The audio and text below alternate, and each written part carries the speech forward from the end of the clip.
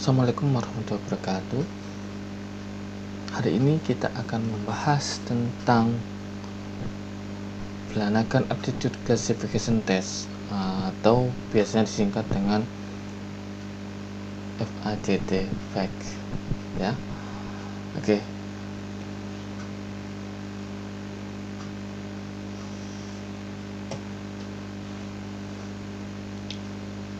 Tes ini ya, tes FACT ini disusun oleh J.C. Flanagan John C.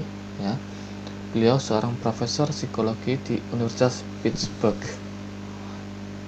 Pada saat itu dia juga sebagai direktur American Institute for Research ya. Kemudian beliau membuat tes standar untuk tes bakat bagi pekerjaan di bidang sipil, yaitu yang biasanya disingkat dengan FACT ya, dengan 14 tes ya. Kemudian tes ini dikembangkan untuk mendapatkan sistem klasifikasi baku dalam penentuan bakat seseorang pada tugas tertentu ya. Kemudian tujuannya ya, jika tes ini digunakan untuk siswa ya, tujuannya adalah untuk membantu sekolah dalam mengidentifikasi siswa yang memiliki kecakapan, juga membantu siswa dalam menentukan pendidikan di masa depan serta jurusan yang diminatinya ya. Kemudian ya, apakah tes ini harus diambil semuanya atau boleh sebagian ya? Tentunya untuk tes ini ya bisa diambil sebagian, tidak perlu diambil semuanya ya. Kemudian tes tes apa aja yang digunakan ya, atau aspek apa aja yang diukur ya. Contoh yang pertama ya, aspek yang diukur ya, tes yang digunakan adalah inspection, yaitu mengukur kemampuan seseorang untuk meneliti adanya ketidaksempurnaan dari suatu benda secara tepat dan teliti. Kemudian yang kedua yaitu melihat sesuatu bentuk benda apabila bagian-bagian benda itu disusun sesuai dengan instruksi. Kemudian tes yang keenam adalah skills, mengukur kecepatan dan kelitian untuk membaca skala dan grafik. Nomor 7, coordination, yaitu koordinasi aritmetik, mengukur kecakapan bekerja dengan angka-angka secara tepat dan tepat. Yang kemudian adalah yang ke-10 adalah patterns, kemampuan mengutip pola baik dalam posisi yang sama maupun terbalik. Dan tes yang ke-11 adalah components, yaitu kemampuan untuk mengetahui bagian benda yang ada di dalam suatu keseluruhan benda.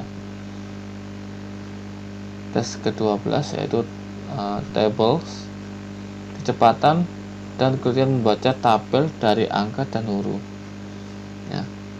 Dan selanjutnya adalah mechanics, kemampuan untuk memahami prinsip-prinsip mekanika dan menganalisa gerakan-gerakan mekanis. Dan yang terakhir adalah expression, diungkap mengenai pengetahuan bahasa utama unsur bahasa. Jadi ke-14 tes inilah yang digunakan dalam tes FACT ini, dan kita bisa mengambil sebagian saja ya, boleh sebagian, boleh keseluruhan kita terapkan untuk menguji ya, tes minat atau bakat anak. Kemudian ini adalah contoh ya, tes rekomendasi ya, suatu pekerjaan. Contohnya untuk jenis pekerjaan businessman ya,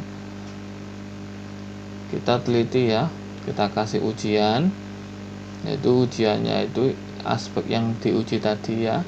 Tes yang nomor 3 yaitu tentang memori, tes yang ke-8 tentang judgment and comprehension, kemudian tes yang 9 dan arithmetic, dan ke-14 expression. Jadi kalau kita mau mengetahui apakah anak tersebut nanti cocok minat dan bakatnya untuk menjadi seorang businessman atau entrepreneur ya, atau pengusaha, kita bisa menggunakan 4 tes ini saja. Jadi bisa tidak menggunakan keseluruhan tes yang ada tadi, ada 14 tadi ya, kita ambil 4 saja, disesuaikan dengan jenis pekerjaannya ya.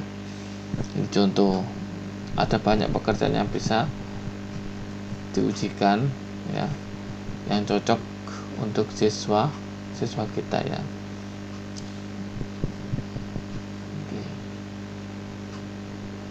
Oke, jadi sedikit materi tentang fact tadi ya. Kemudian untuk tugasnya adalah yang pertama, apakah keseluruhan tes dari fact tadi atau dari ke-14 aspek yang diukur tadi, apakah kita harus menggunakan semuanya atau boleh sebagian ya. Kemudian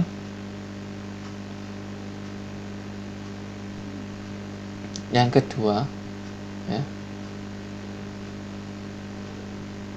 yaitu apakah tujuan dari tes fact jika diterapkan untuk anak-anak atau siswa di sekolah ya. Mungkin itu saja untuk materi pada pertemuan kali ini. Saya akhiri, terima kasih. Wassalamualaikum warahmatullahi wabarakatuh.